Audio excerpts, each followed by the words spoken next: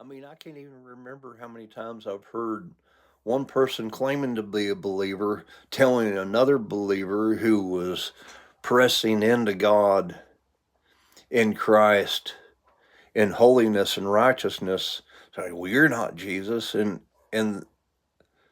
that he's, as Paul describes him, the mark of the high calling.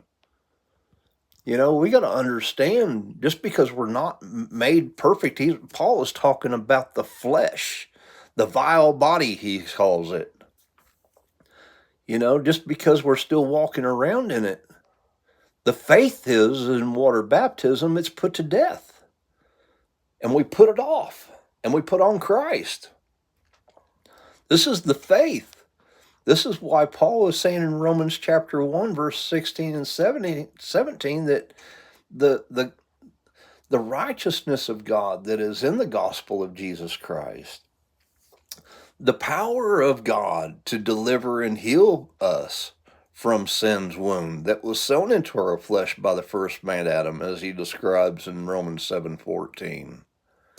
You know, we're sold under sin. Jesus redeemed us back out from under sin. I mean, the first man Adam sold us under sin. Jesus, who is called the second man, the last Adam, redeemed us out from under sin. Just because you still live in this vile body, because as Romans chapter 6, Paul said, you know you not to whom you yield yourself servants to obey, his servants you are to whom you obey, whether of sin unto death or obedience unto righteousness. And as Romans 8:10 says, if Christ be in you, the body's dead because of sin, but our spirit is alive because of righteousness. You know, people are still running around calling themselves sinners. They either never entered the faith because they hadn't heard the faith, and some of them may have actually heard the faith and got browbeat into believing a lie.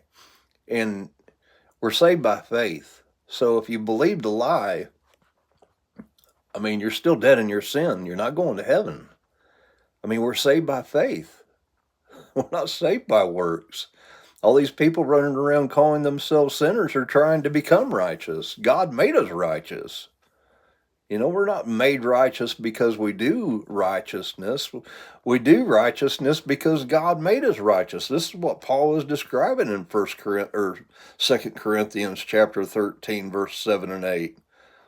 You know, we don't do what's right to appear approved, appear righteous, for we have no power over the truth, but for the truth. I mean, we need to understand the faith